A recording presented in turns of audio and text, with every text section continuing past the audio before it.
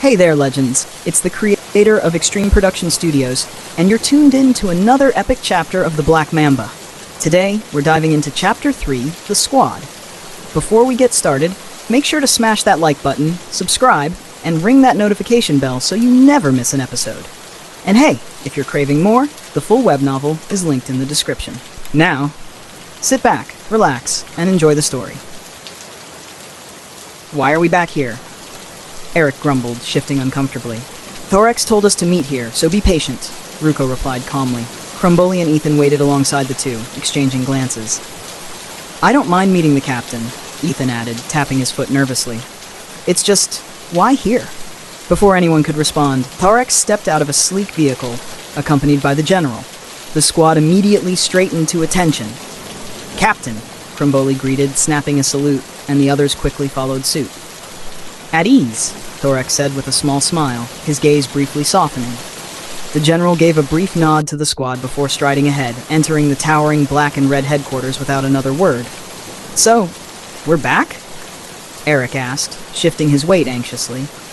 Yes, Eric. Sadly, we are, Thorax answered, still smiling as if the weight of that truth amused him. Come on. The general's waiting for us inside. Thorax turned, leading the way through the imposing entrance of the HQ, and the others fell in line behind him. I wonder what the general promised to bring him back, Machine muttered under his breath.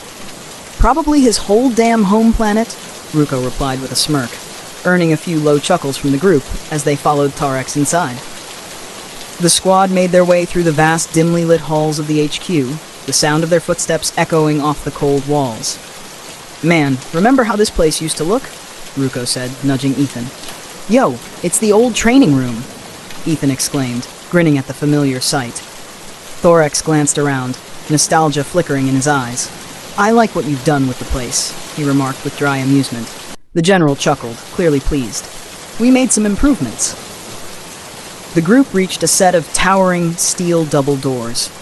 With a low groan, the doors swung open, revealing an expansive room filled with holographic screens, all casting a bluish glow over the space. At the center was a circular table large enough to fit a war council. Behind the table stood a man, his presence casting a shadow over the room. A jagged scar ran across his entire face, giving him a sinister appearance. The man's lips curled into a smug grin as his gaze locked on Thorax. We meet again, Thorax. Chapter 4, Katyusha Volput 1. The rain hammered down like an anvil striking paper, turning the ground into a battlefield of mud. Heavy military boots struggled with every step, sinking into the sludge. All right, cadets! The general's booming voice cut through the storm. You ladies and boy ladies have survived today's training. Well done. You've earned yourselves a good rest. The cadets began marching in formation, a line of soaked uniforms and weary bodies. Thorax, you stay, the general barked. Yes, sir. Thorax shouted, snapping to attention as the rain continued to pour, washing away the mud caked to his skin. The general took a step closer, squinting at him beneath the brim of his soaked hat. His voice lowered, weighted with suspicion. What's your relationship with my daughter, son? She is my comrade in arms, sir, and I would die for her, sir. Thorax answered without hesitation, his eyes locked forward. The general grinned, though it was a hard smile that carried both pride and warning. That's what I like to hear, and it better stay that way. Thorax held his salute until the general waved him off. As Thorax jogged away through the mud, the general's eyes lingered on him, his expression shifting to something darker. One day I'll catch that sumph-a-bah, the general muttered to himself, half a grin curling at the edge of his lips. Thorax entered the bunker, rainwater dripping from his hair and clothes.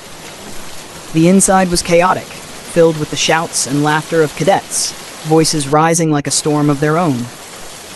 He paused at the sight of a female cadet in the middle of drying her long, golden hair. Her eyes were as piercing and bright as a summer sky, and her lips, painted a bold red, carried an icy undertone. Her uniform clung to her skin from the rain, accentuating her hourglass figure. She glanced up and locked eyes with Thorax, her expression unreadable but sharp, as if sizing him up in that brief moment. And that's a wrap for today's chapter. Hope you loved every second of it. If you did, don't forget to drop a like, share your thoughts in the comments, and of course, stay tuned for the next chapter. More thrilling adventures are coming your way, so I'll see you in the next one.